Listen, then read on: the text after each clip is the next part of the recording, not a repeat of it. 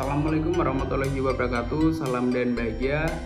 Baik, di sini perkenalkan, nama saya Faisal Jinabaidah dengan NIM 2021010003. Baik, untuk memenuhi kebutuhan tugas UAS pada mata kuliah manajemen resiko, yaitu pada analisis PT Jamu Cap Nyonya Menir.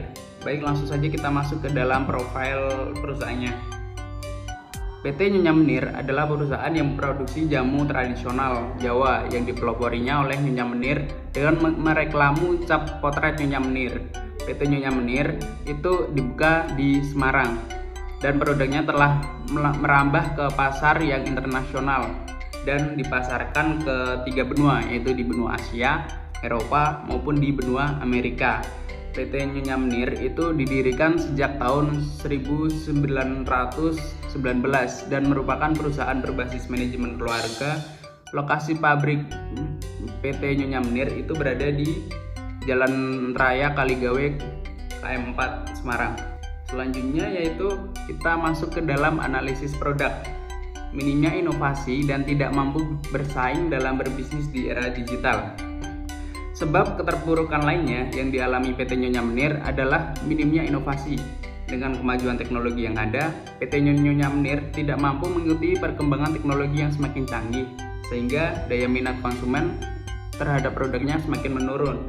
Sebagai contohnya adalah permintaan terhadap produk bisa berubah-ubah. Kalau dulu masyarakat beli langsung produk secara fisik, namun seiring dengan perkembangan zaman, masyarakat lebih menyukai penjualan secara online karena dianggap lebih mudah dan praktis. Selain itu, PT Nyonya Menir tidak menggempur pasar dengan promosi melalui televisi maupun media online lainnya. Selanjutnya yaitu kita masuk ke dalam analisis pasar. PT Nyonya Menir mengalami keterpurukan karena tidak dapat bersaing dengan perusahaan jamu lainnya di era digital pada saat ini. Menurut Bambang Brojonegoro sebagai Kepala Badan Perencanaan dan Pembangunan Nasional, PT Nyonya Menir tidak dapat memenuhi dan mengikuti keinginan pasar sehingga menyebabkan perusahaan jamu Nyonya Menir mengalami kebangkrutan. Perusahaan tidak mampu menciptakan nilai perusahaan dari kesempatan yang ada.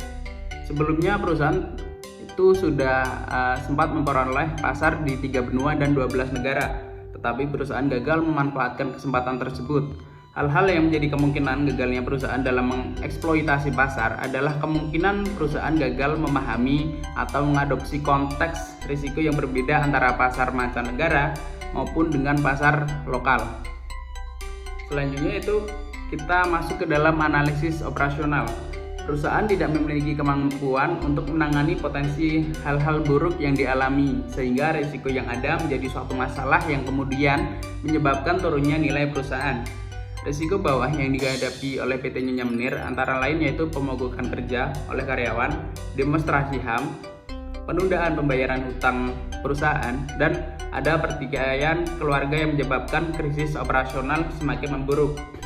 Hal-hal tersebut menyebabkan operasional cenderung terbengkalai, tidak dapat menangani risiko strategis, dan operasional mengakibatkan timbulnya berbagai permasalahan, baik permasalahan sidang untuk pertikaian keluarga maupun permasalahan operasional yang sudah cukup lama dan tidak dapat diselesaikan.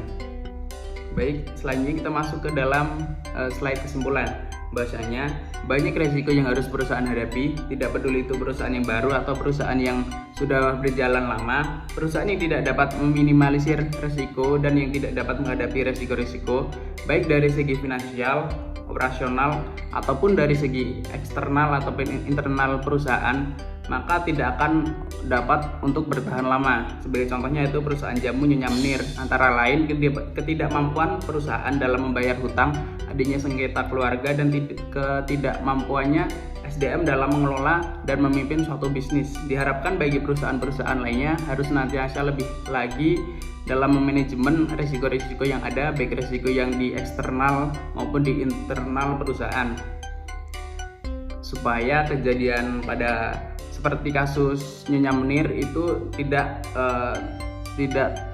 terjadi lagi atau tidak diulangi lagi. Perusahaan harus tetap bisa berkembang dan menyesuaikan dengan kondisi saat ini. Melihat dari kasus Nyonya Menir, di mana perusahaan ini masih kurang dalam mengembangkan produknya agar lebih modern dan lebih bisa masuk dan diterima oleh masyarakat. Mungkin itu saja yang bisa saya sampaikan, kurang lebihnya mohon maaf. Wassalamualaikum warahmatullahi wabarakatuh. Salam.